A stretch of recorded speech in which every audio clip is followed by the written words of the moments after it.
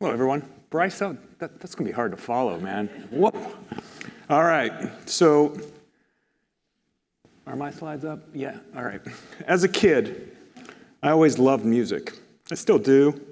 Melody, strong backbeat, hook, all of it. Really important. I was blessed with this older brother. He was about 6 years older. He had a mullet that you would just, it was epic. It was one of those things that every kid in the 70s and 80s really, really wanted to see or have. At least I thought so. And he turned me on to the finest rock and roll of the time. So at the end of the day, I would go buy records with all my paper out cash, and I would basically just stare at these albums and then like these magical words, magical songs. Where do these people come from? It was crazy. So I would study the art. I would imagine people's worlds. Somewhere along the way, my brother brings home this Clash LP. Okay, many of you guys don't know who the Clash is, but the Clash, okay? And so at the end of the day, I discovered punk rock, okay? And punk rock was really important to me growing up. There was no turning back. There was this guy named Joe Strummer who was the singer of the band. He talked about social justice. He talked about, just things that were important, and it was the first time I heard music that was about something that was important and something that connected with me. From, the first song, Career Opportunities, through I Fought the Law. They did this blistering cover. It was fantastic. It was something to behold for me. So, from that time, I've always kind of embraced social justice as an issue, and they became the only band that mattered to me at that time. So you might be thinking to yourself, why am I talking about Joe Strummer and the Clash, next slide please, at a Children's Alliance conference? This is not a Rock Hall induction, and I'm not Bono inducting Joe Strummer. And that is a point well taken. But outside of the fact that 13-year-old me, that's still inside of me somewhere, thinks it's important that you guys should all know who Joe Strummer is, because that is important. The Clash were singing about social justice when it wasn't cool to do so. And Joe, ever the advocate for those on the outside, once said that the future is unwritten. And that is part of what we do for our kids, part of what we do for our families, part of what we do for our communities, is we help them write the future. And I think that's our challenge. So I've accepted that as a challenge from a pretty early young age. And I look at it and I want to make sure that we all in this room impact people, and we want to help them write the future. So, adopting a growth mindset is a tool that can help us write the future. And answer is what I call Strummer's Call. It will help us do that. Carol Dweck developed it. And so a growth mindset is the belief that our abilities and intelligence can be developed and improved over time. You want to change the world, you got to develop your own skills and abilities. It starts with you. The fact is that growth mindsets translate into resilient and better performing individuals and allow teams to communicate better as well. When you embrace this way of thinking, you tend to see challenges as opportunities. You embrace failures as the first step towards success. And you tend to be persistent in the face of obstacles. Any of you ever faced obstacles in your dailies? Once or twice, right? This morning before I got here.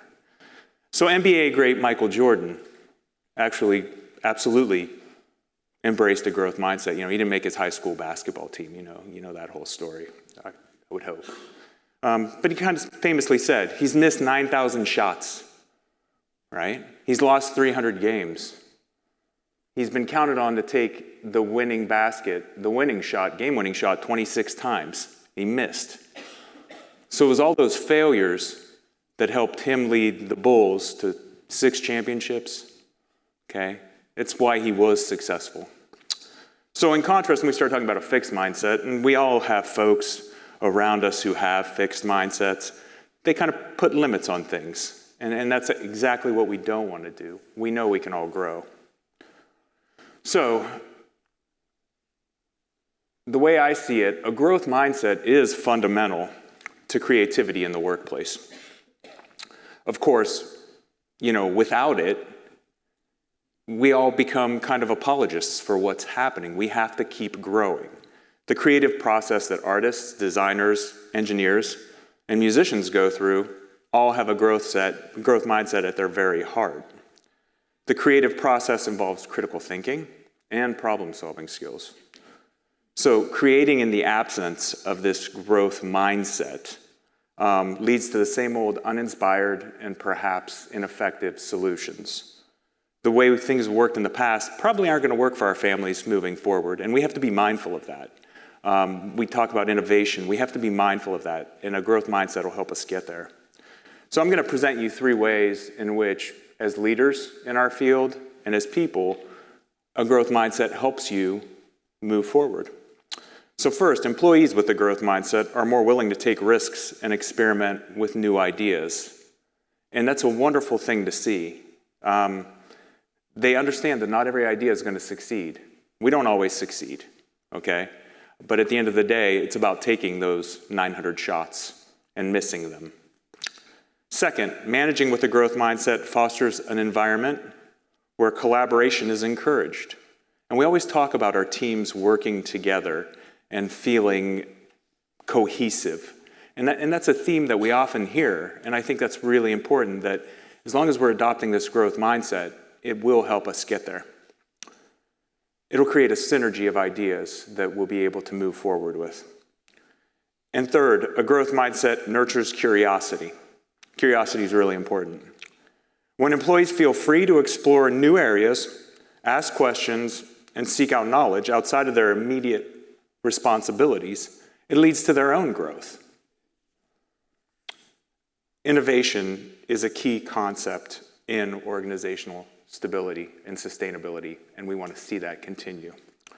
So a lot of you may have watched the hit Apple TV show Ted Lasso. Anyone watched it? Yeah. So if not, I highly recommend it.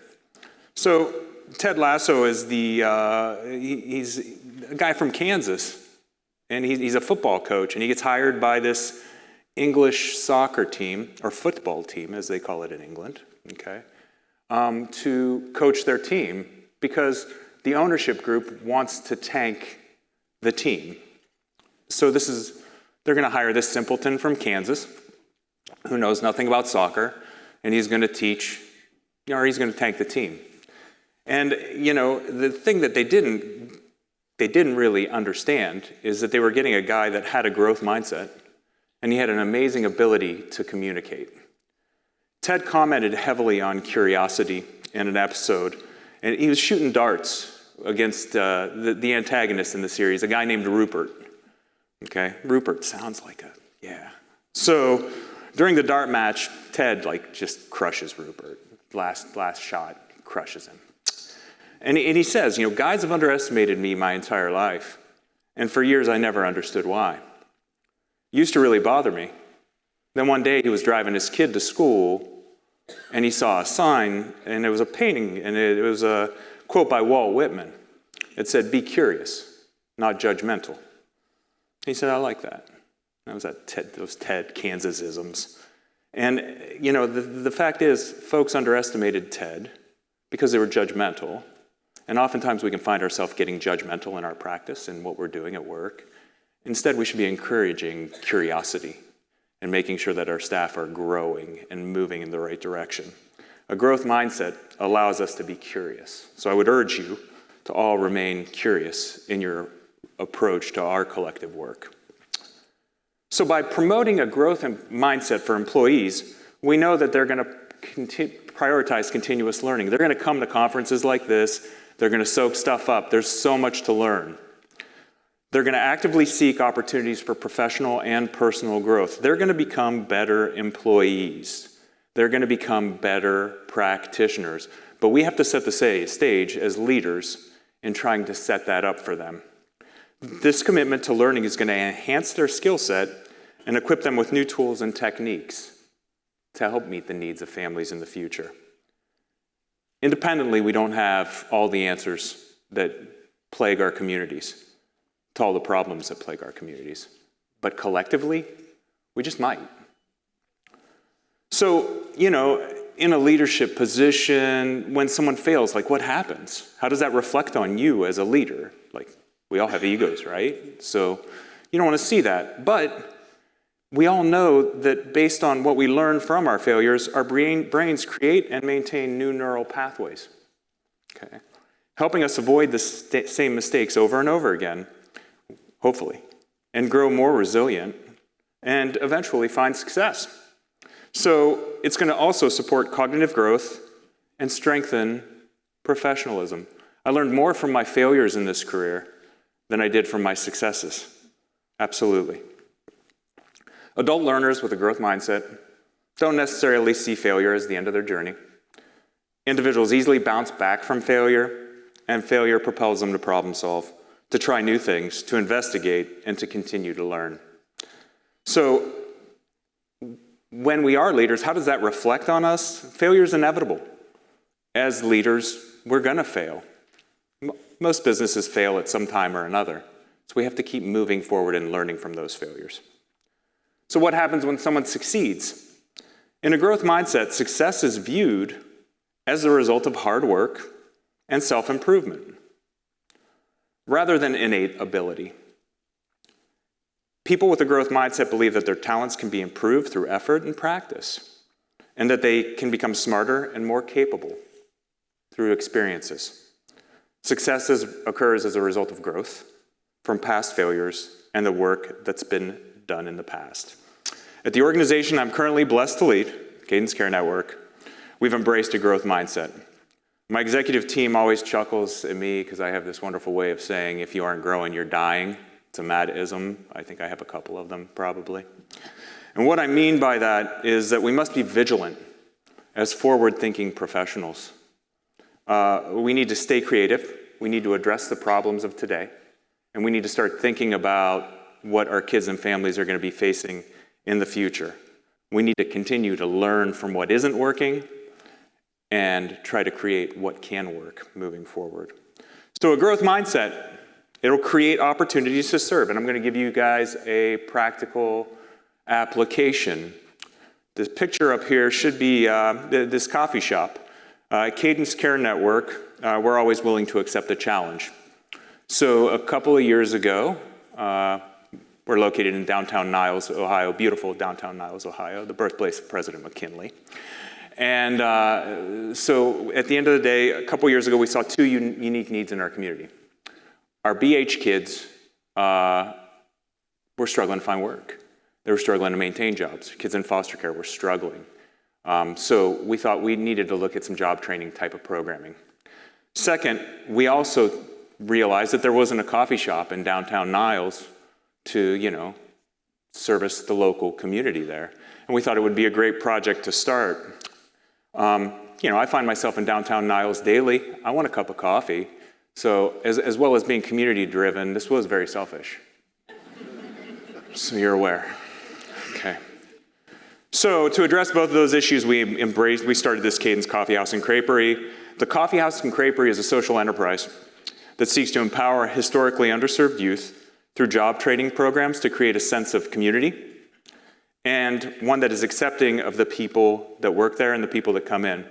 We also want to serve up the best darn coffee, crepes, and sandwiches in the Mahoning Valley. Coffee House provides programming for kiddos, and we serve up to about 10 kids a year. We give them job training skills. We feed our staff. We feed people from the community. It's a pretty fantastic experience. So we're 2 years in, and I got to say, it's the most fun I've ever had in my job. And after 30 years, I deserve a minute of fun. Okay. Now, mind you, I knew nothing about running a coffee shop. I know I like coffee. I like crepes.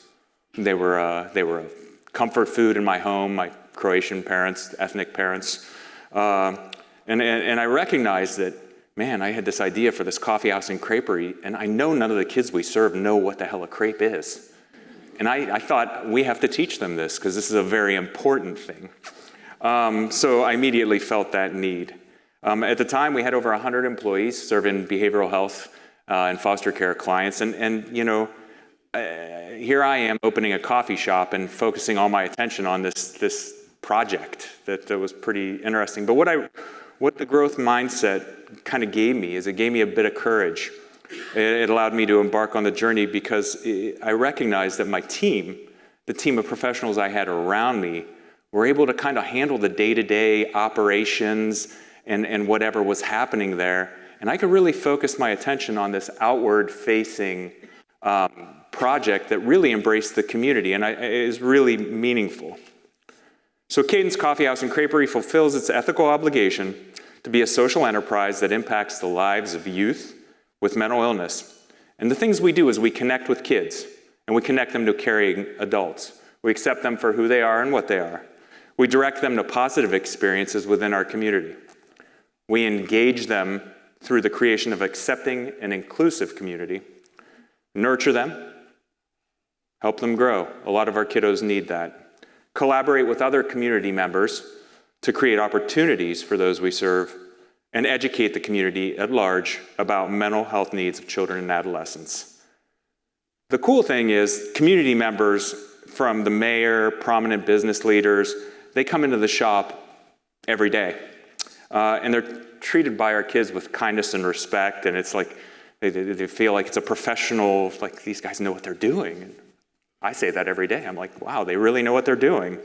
And it's a wonderful thing. And what it shows the community is that kiddos with mental health issues recover, can contribute, can do well. And that's extremely important. And it's an extremely important thing that we have to keep lifting our kids up. We have to keep empowering them. So, while I stated earlier that Joe Strummer was near prophetic to me, this guy, I think it's a picture of a guy sitting on a chair, I'm guessing. Stan, he was my pops. He was the first person that taught me about having a growth mindset. And I'm 100% certain he had no clue what a growth mindset was. No clue, not one, okay? But he would always catch me drifting in my thoughts as a laid-back kid, as laid-back kids are wont to do, adolescents. And he would always ask me, tomorrow we'll ask you what you did today. Tomorrow we'll ask you what you did today. And when I get stuck, or when I get out of my growth mindset, I ask myself, what did I do today? Tomorrow's going to ask me what I did today. And that sets up the stage to be curious, and it sets up the stage to problem solve, to move. So in short, since tomorrow will ask us what we did today, I would urge you to do something today by adopting a growth mindset in order to help write the future.